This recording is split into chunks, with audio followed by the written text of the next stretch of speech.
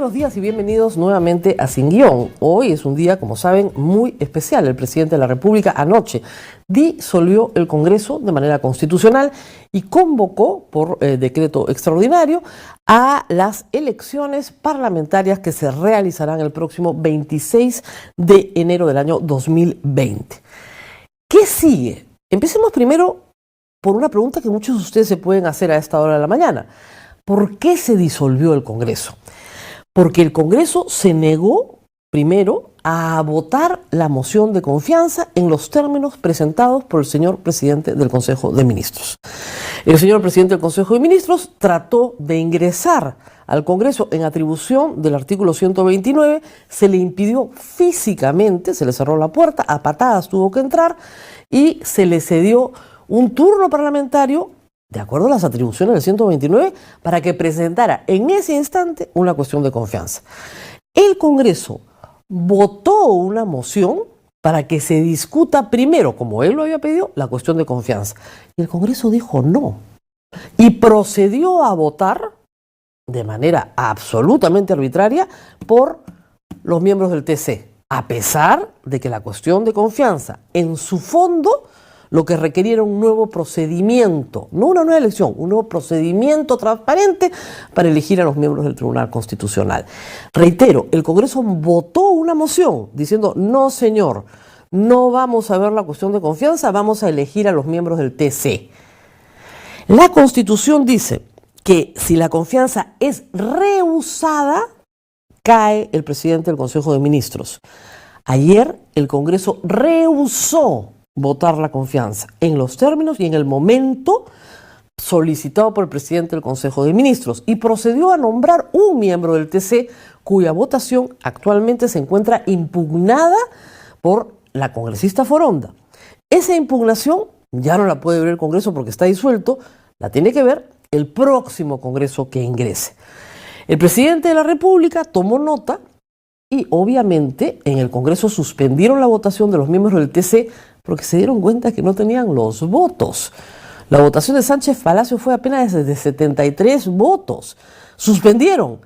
Y una hora después los congresistas salieron a decir, ahora sí le queremos dar la cuestión de confianza, no hay problema. El presidente había tomado su decisión.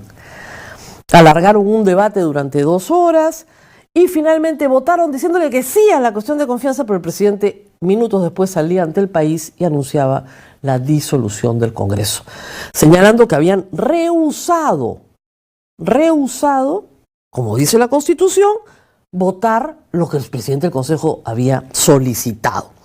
El presidente de la República está facultado para disolver el Congreso, dice la Constitución, si éste ha censurado o negado, en este caso es negado, su confianza al presidente del Consejo de Ministros. Muy bien. No todos los ministros han estado de acuerdo aparentemente con la disolución del Congreso, pero finalmente eso no es lo relevante. Lo relevante es que una vez presentada, cae el gabinete del Solar y se tiene que nombrar a un nuevo primer ministro. Es decir, renuncia Salvador del Solar. Esa es la secuencia constitucional, artículo 134. Renuncia Salvador del Solar. Juramenta un primer ministro. Decreto de disolución con fecha de convocatoria de elecciones. Todo eso se ha hecho anoche, en el orden establecido en la Constitución. ¿Con qué reglas? Con las reglas que determina el Jurado Nacional de Elecciones, porque lamentablemente tenemos serios impases, como por ejemplo que se le ha quitado el voto a los peruanos en el extranjero. ¿Se puede sacar un decreto de urgencia para enmendar esta situación? Sí, y espero que así se haga, porque el derecho constitucional a votar no puede ser conculcado. Entonces, lo que tenemos aquí es un interregno parlamentario. Durante 4 meses, de aquí hasta febrero, que se instale el Congreso electo, legisla el Poder Ejecutivo vía decretos de urgencia. El Parlamento ha perdido ya, han quedado fuera, son excongresistas, 103 congresistas, y quedan 27 que forman parte de la Comisión Permanente, que mantienen su inmunidad hasta que se instale el próximo Congreso y por 30 días. Los que han perdido ayer 30 su inmunidad, la pierden definitivamente 30 días después, es decir, el 30 de octubre. Esa es la situación. Luego, lo que sucedió fue, en realidad, tan ridículo pero en fin, vale la pena mencionarlo para que ustedes entiendan. La Constitución del Perú establece que es posible vacar al presidente. Hay dos artículos importantes, el artículo 113 y el artículo que se ha usado ayer es el 114, no el 113. El 113 establece que la Presidencia de la República vaca por, inciso 2, permanente incapacidad moral del presidente de la República, declarada por el Congreso. Muy bien. Ayer no tenían los 87 votos necesarios para vacar al presidente. Y si así los hubieran tenido, no necesitaban 87, necesitaban 103. Porque desde que se plantea una moción de vacancia, según reglamento, se necesitan 3 días para que sean 87 votos. Si se quiere votar el mismo día, 103. No tenían nada parecido, ni 87 ni 103. ¿Qué tenían? Tenían una mayoría simple. Entonces dijeron, ¿cómo hacemos? Vamos a utilizar el artículo 114 que paso a leer. El ejercicio de la presidencia de la República se suspende nada más, no vaca, se suspende por incapacidad temporal del presidente declarada por el Congreso. ¿A qué se refiere este artículo? Se refiere a que el presidente ha tenido un accidente, está entrando a sala de operaciones, está en coma, no ha abandonado el territorio nacional, porque para eso requiere permiso, ¿no es cierto?, del Congreso y le encarga el despacho al vicepresidente. Está en el Perú, pero por una limitación física no puede ejercer la presidencia.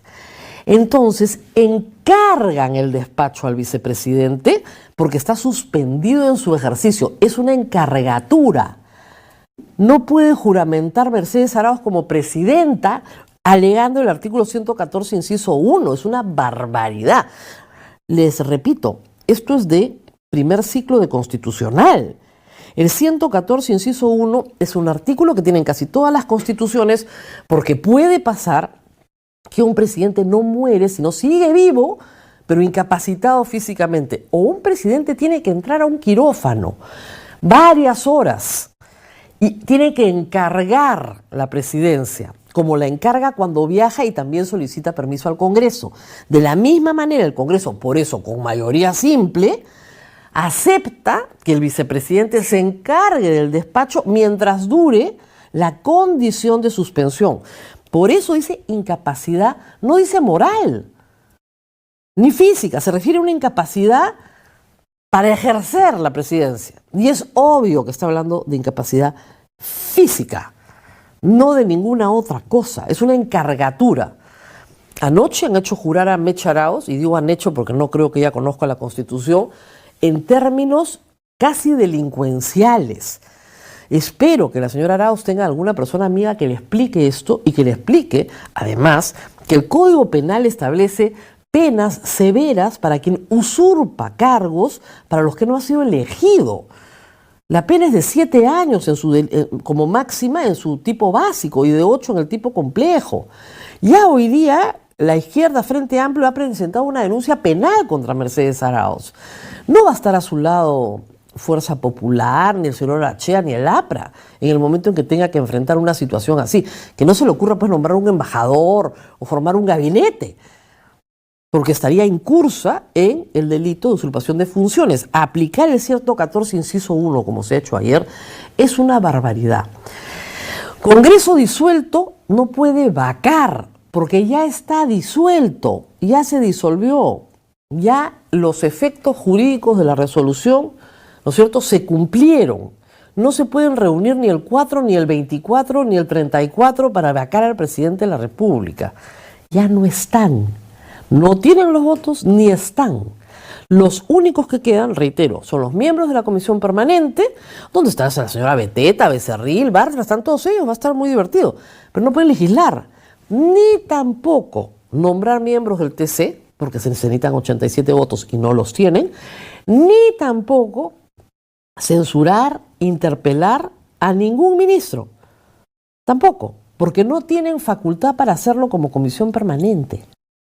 Y reitero, la Constitución no les permite legislar en ese contexto.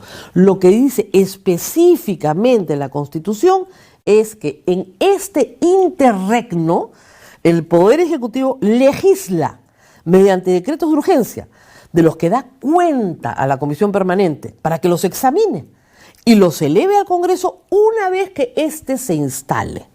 ¿Cuándo? En febrero del próximo año. Esto es lo que dice la Constitución, que no los confundan. Acá no ha habido ningún golpe de Estado.